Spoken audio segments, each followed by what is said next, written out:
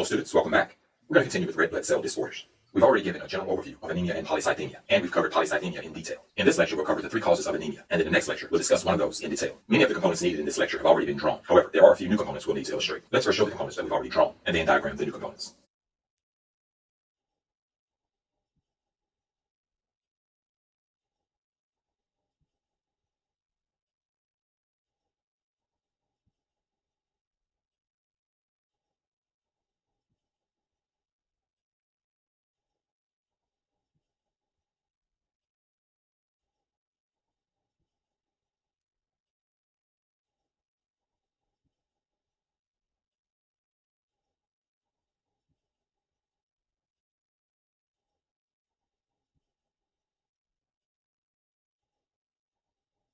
There are 3 primary causes of anemia. The first one we've discussed already, and it is due to inadequate erythropoiesis. We have our myeloid tissue, which produces our red blood cells. The normal red blood cell count is 5 million red blood cells per microliter. However, with anemia, that count is going to be below 5 million, and so that's shown here. Additionally, the normal hemoglobin concentration is about 15 grams of hemoglobin per deciliter. If that number is below 15 grams, then we have anemia. So both of these conditions represent anemia. There are 3 primary causes of anemia. The myeloid tissue here, or the bone marrow here, represents that first type, anemia due to inadequate erythropoiesis. We will annotate that one later. And so this is the first cause of anemia. The second cause is illustrated here. Shown here are the liver and the spleen. These organs sense whether the red blood cells need to die. In the liver and in the spleen, we have very small capillaries. The healthy red blood cells will pass through these capillaries and come out unaffected. However, due to the fragility of the membrane, the older red blood cells, when they pass through, they will become more damaged. And now they're susceptible to phagocytosis by the macrophages of the liver and the spleen. And so the second cause of anemia is due to excess red blood cell destruction. When more than an appropriate amount of red blood cells are destroyed, that's going to reduce the number of red blood cells in circulation, causing anemia. And that's represented here. The third cause of anemia is due to blood loss. This can be either external blood loss or internal blood loss. And so represented here is a blood vessel. And of course, our blood is in the blood vessel. If there is excess blood loss from the body due to trauma or some other reason, the RBC count will be lowered, and this will result in anemia. And so our third cause of anemia is due to excess blood loss. Let's annotate what we have so far.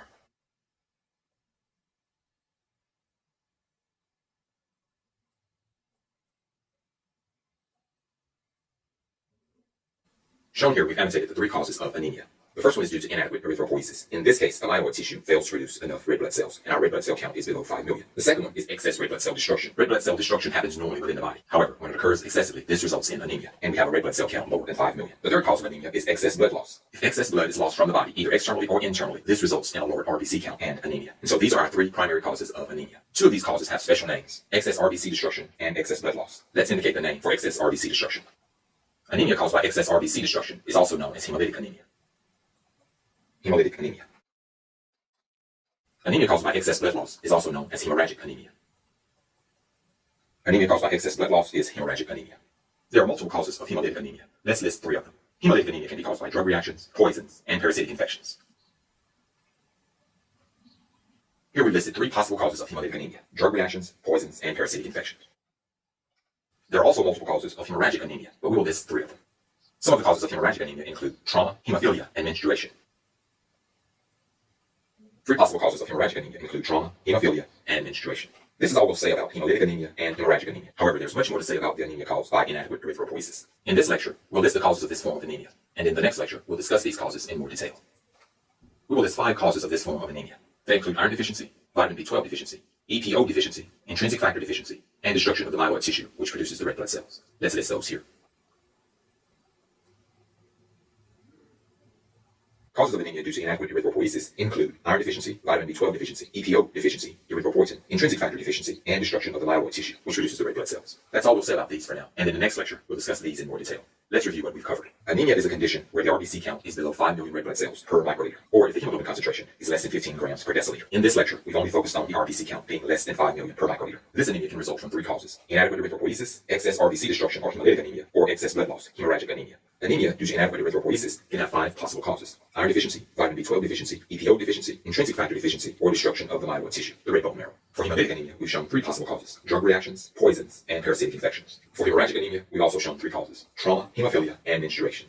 These are the 3 possible causes of anemia, or the 3 categories of anemia: inadequate erythropoiesis anemia, hemolytic anemia, and hemorrhagic anemia. I've overlooked a few items. Before leaving this lecture, I'd like to indicate 3 additional items. 2 of them are terms, and 1 is simply an annotation. The first 2 deal with hemolytic anemia. Here, the normal destruction of red blood cells is known as hemolysis. So under normal conditions, our red blood cells undergo hemolysis. So let's indicate that here. Hemolysis is normal red blood cell destruction. Shown here is a red blood cell attempting to pass through a very small capillary. It's difficult to see the capillary here, so we'll show the capillary without the red blood cell. So now it's easier to see that the red blood cell is attempting to pass through the capillary, leading to hemolysis. The last term deals with hemorrhagic anemia. The word hemorrhagic is derived from the word hemorrhage, which is blood loss through the blood vessels. So hemorrhage is blood loss through the blood vessels. So excess hemorrhage results in hemorrhagic anemia. Excess hemolysis leads to hemolytic anemia, and excess hemorrhage leads to hemorrhagic anemia. So that concludes this lecture. I hope that you've learned a lot.